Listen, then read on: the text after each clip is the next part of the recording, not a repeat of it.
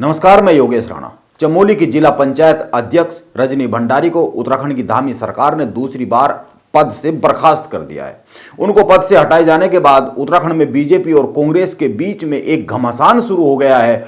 दोनों पार्टियों के अपने अपने आरोप है, अपने अपने मत है। इस घमासान से एक सवाल जन्मा है, रजनी भंडारी को पद से हटाया जाना धामी सरकार का भ्रष्टाचार पर वार है या फिर यह एक राजनीतिक बदला है?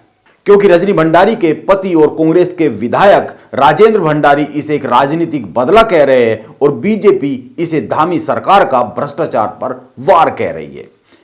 आप कुछ बातों पर गौर कीजिए। इसके बाद रजनी भंडारी को दूसरी बार पद से क्यों हटाया गया और पहली बार जब उनको पद से हटाया गया था तो उस वक्त हाईकोर्ट ने क्या कहा था, यह जानना जरूरी है। क्योंकि पहली बार जब रजनी भंडारी को पद से हटाया गया था उसके बाद हाईकोर्ट के आदेश के बाद ही उनको पद पर बहाल किया गया था और अब दूसरी बार फिर उनको बर्खास्त कर दिया गया है। पहली बार की बर्खास्तगी में और इस बार की बर्खास्तगी में अंतर क्या है, यह समझना बहुत जरूरी है और दोनों तरफ से लग रहे आरोप क्या है। रजनी भंडारी के पति राजेंद्र भंडारी बद्रीनाथ से कांग्रेस के विधायक है और वो बीजेपी के मौजूदा समय में प्रदेश अध्यक्ष महेंद्र भट्ट को चुनाव में हराकर विधायक बने हैं। हमने राजेंद्र भंडारी से बात की तो उनका कहना है कि सरकार बदले की भावना की कार्रवाई कर रही है, हम इस फैसले का विरोध करेंगे, हम आगे की कार्रवाई के लिए अभी लीगल ओपिनियन ले रहे हैं। यह राजेंद्र भंडारी का कहना है। लेकिन इसके बाद भी एक बड़ा सवाल है और वह यह है कि क्या धामी सरकार बदले की भावना से काम कर रही है? इस सवाल के उत्तर को समझने से पहले यह जानना चाहिए कि पिछली बार जब उत्तराखंड सरकार ने रजनी भंडारी को इसी मामले में, जिस मामले में इस बार पद से बर्खास्त किया है, इसी मामले में पद से बर्खास्त किया था तो वो हाईकोर्ट चली गई थी। उस वक्त हाईकोर्ट ने स्टे देते हुए क्या आदेश जारी किया था, यह जानना चाहिए। पूर्व ब्लॉक प्रमुख नंदन सिंह बिष्ट की शिकायत पर हुई जांच की सिफारिश के बाद उत्तराखंड सरकार के पंचायती राज विभाग ने जारी आदेश में 25 जनवरी को रजनी भंडारी को चमोली जिला पंचायत अध्यक्ष पद से हटा दिया था। अपनी बर्खास्तगी के खिलाफ रजनी भंडारी हाईकोर्ट चली गई, जिस पर हाईकोर्ट ने रजनी भंडारी को बहाल कर दिया था। कुछ आदेश दिशा निर्देशों के साथ रजनी भंडारी ने आरोप लगाया था कि सरकार ने जांच में पंचायती राज नियमावली का पालन नहीं किया है। रजनी भंडारी की ओर से पैरवी कर रहे सुप्रीम कोर्ट के सीनियर वकील देवदत्त कामत ने उस वक्त कहा था कि नियमों के तहत उत्तराखंड सरकार ने जांच नहीं की है। जब डीएम जांच कर लेते हैं तो उसके बाद कमिश्नर की जांच होनी चाहिए, पक्ष रखने के लिए बुलाया जाना चाहिए। लेकिन इस मामले में ऐसा कुछ भी नहीं हुआ। डीएम ने भी जांच नहीं की है, केवल सीडीओ की जांच हुई है। इस मामले में कमिश्नर की जांच नहीं कराई गई है। रजनी भंडारी की कोर्ट से बहाली के बाद धामी सरकार ने इस मामले की जांच फरवरी में गढ़वाल कमिश्नर को सौंपी।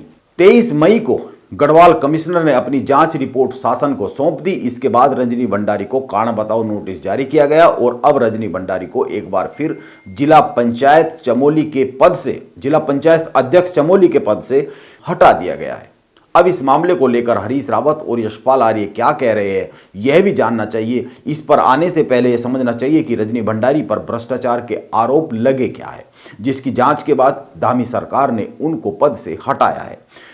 उन पर विकास कार्यों के टेंडर में गड़बड़ी करने का आरोप है। धामी सरकार की ओर से जारी शासनादेश में कहा गया है कि 2012-13 में पर्यटन विभाग की ओर से जारी धन को लेकर कुछ विकास कार्य होने थे। इन विकास कार्यों के लिए 64 निविदाएं आमंत्रित की गई थी, लेकिन काम कम बोली वाली निविदा के बजाय अधिक बोली वाली निविदा डालने वाले को दे दिया गया। जांच में पाया गया है कि 64 में से 30 काम जिला पंचायत अध्यक्ष ने निविदा समिति की सिफारिश पर न्यूनतम बोलीदाता के बजाय अधिकतम बोलीदाता को दे दिए। इसी जांच के आधार पर अब रजनी भंडारी को पद से हटाया गया है। अब रजनी भंडारी को दूसरी बार पद से हटाए जाने के बाद हरीश रावत का कहना है कि एक बार मुंह की खा चुकी उत्तराखंड सरकार ने फिर से चमोली जिला पंचायत अध्यक्ष को हटाया है। रजनी भंडारी के पास स्पष्ट बहुमत है, उन्हें तथाकथित अनियमितताओं का आरोप लगाकर अध्यक्ष पद से हटा दिया गया है। एक दो जगह पर जहां भी कांग्रेस के जिला पंचायत अध्यक्ष है, उन्हें हटाने के लिए हथकंडों का इस्तेमाल किया जा रहा है, यह हरीश रावत का कहना है। नेता प्रतिपक्ष यशपाल आर्य का भी कहना है कि मुख्यमंत्री को अपनी सरकार के इस फैसले पर फिर से विचार करना चाहिए। बदले की भावना सरकार और राज्य के लिए उचित नहीं है। कांग्रेस एक बार फिर इस अनुचित कार्रवाई के खिलाफ अदालत जाएगी, ये यशपाल आर्य का कहना है। बीजेपी के प्रदेश महामंत्री आदित्य कोठारी का कहना है कि जांच हुई है जिसमें भ्रष्टाचार की पुष्टि हुई है। धामी सरकार जीरो टॉलरेंस की नीति के तहत काम कर रही है। भ्रष्टाचार को बर्दाश्त नहीं किया जाएगा।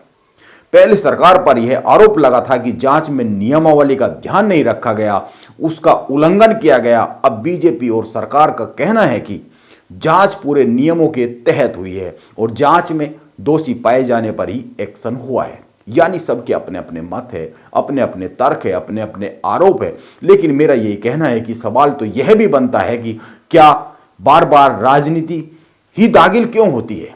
बार बार राजनीति पर ही दाग क्यों लगते हैं? 10-10, 12-12 साल तक यही पता नहीं चलता है कि मामला राजनीतिक बदले का है या फिर राजनीतिक सौदेबाजी का है या फिर राजनीतिक जुगलबंदी का है। नमस्कार, मैं योगेश राणा।